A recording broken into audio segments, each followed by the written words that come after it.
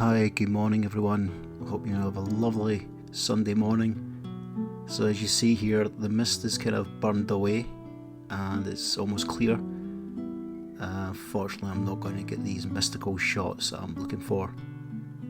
So I'm going to try something different and shoot an old composition. This shot you've seen before. It's a lovely shot of, it's called Limbs and All, and it's one of my favourite shots. And yeah, let's shoot it again, and I hope you enjoy the video. Good morning guys, welcome to Forest Frame. I'm Paul Cunningham again, and we have planes overhead because we're next to Edinburgh Airport again, and we're just looking to shoot some misty scenes. Now, I will say that the mist has descended a little bit. It's not as thick as I wanted the mist to be, but at this point there is, but I'm up against time. And this is what the challenges in woodland photography is when you're actually shooting conditions like this. Some people think they have to rush about. You know what I say? I say, don't rush about. If it's going to come, it's going to come. You might beat yourself up because you want to hear earlier, or you misjudged the timing. Don't do that. Just come up, turn up, and be able to shoot. That's the best thing you can do, is shut up, turn up, and shoot. That's the best way to do it.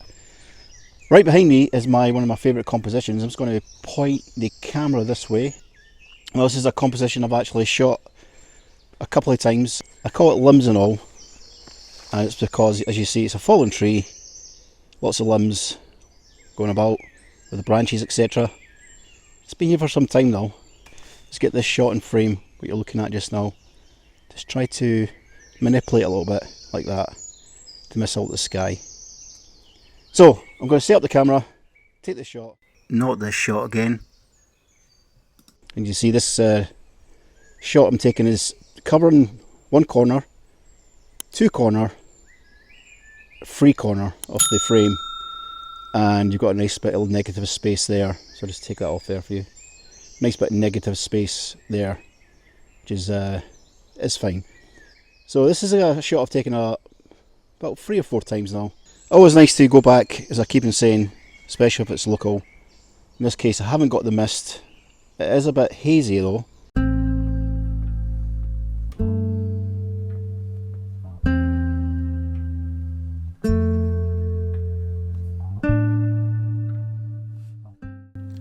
I promise you, no more shots I've taken before. Here's some more footage, guys. Enjoy.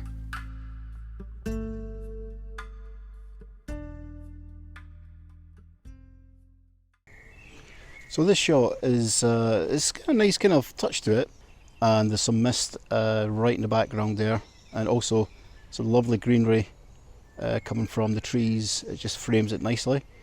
And we're just going to swap you around just to show you what I'm looking at.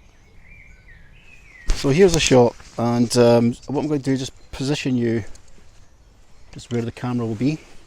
So the camera's going to be set up about there for this shot. What I like about it is there's sections of it. So you've got in here, you've got the water here, the pond, reflection of the tree there, which is way up there of course, and you've got this lovely greenery just growing out the water there, and the trees kind of framing it side by side there.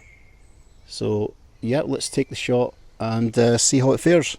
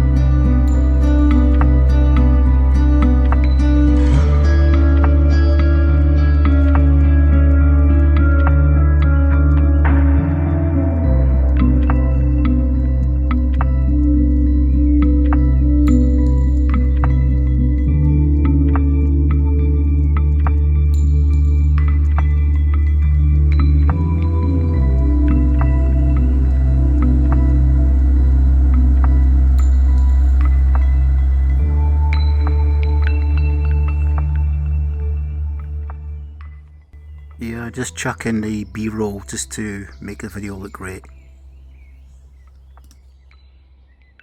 If anybody knows me, you know I'm a sucker for birch trees, right? So I'm going to do another example of tree separation, and it's with these babies there, these trees. I love them. Birch trees, is the contrast in them, the white and black. The interest in these trees is just, to me, for a photographer, you know, you're attracted to them instantaneously when you're walking through a woodland, especially when it's as dense as this, and everything's pretty much oak or beech trees. These, you'll see them for almost a country mile. Absolutely beautiful trees. So we're going to do a nice simple shot of separating these trees there. I'm going to just give you an idea of what I'm working with here. Relatively close shot, softening all the lines of this, and keeping all these separated as much as possible in the shot. Now I love the bracken there that's at the bottom, and giving a nice carpet to the forest floor. When you get man-made pathways, it takes the attraction away. And as you've seen from this video this morning, there's been a few man-made pathways I've been walking across. That's because we're in a sort of like area where there's a lot of dog walkers and things. It's not really a wild woodland. It's not a commercial plantation either. It's just mainly a place that people walk their dogs and cut through. So this is this composition, I like it. I mean, it's kind of Marmite, I think, isn't it? But let's have a look at the back of the camera. So there's a shot at the back of the camera, perfectly exposed. I'm shooting at 120th of a second, f-stop 3.5, ISO 125, and yeah, see what fares.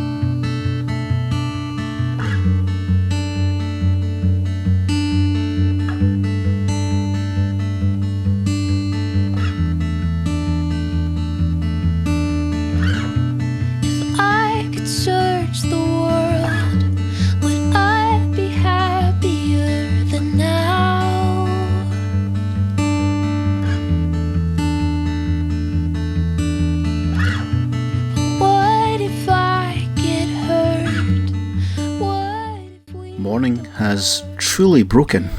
Anyway guys, thank you for watching. Been different shots this week. Not great shots, let's just say different. And they deserve a comment, good or bad. Bring it on. Anyway, back over to me. So guys, thanks for watching another forest frame. I hope you enjoyed the video. It was a bit kind of gun-ho today. I got up early and I want to get out in the mist, and it didn't materialise. The mist descended. It was only on the higher parts of the hills that kind of lasted. As you see here, it is in the background here. If I could just swing you that way. It's covered in mist there in the background, and the problem with that is it's just not dense enough for the trees. It's more, I don't know, about a mile and a half away, you know. So I'm going to just call it a day now. I hope you enjoyed the video. Please subscribe if you haven't. And to you guys that have subscribed, thanks for the help. I know a lot of you are on Facebook and, you know, see my work. So thanks for giving me the comments as well. And thanks for putting comments on the YouTube channel as well. And to people who have been here with me, following me all this way and being patient, I just want to say thanks for that, because that means a lot to me, yeah. But the images I have put up, do please leave a comment. Let me know what you think. And yeah, it's all about interaction in it. Even though if I like them myself, doesn't mean you have to. It's good to get subjective views and other people's thoughts on these images always. It's how we learn and grow as photographers. It's how I grow as a photographer. So yeah, so leave a comment, let me know. Okay, until next week, cheerio, bye.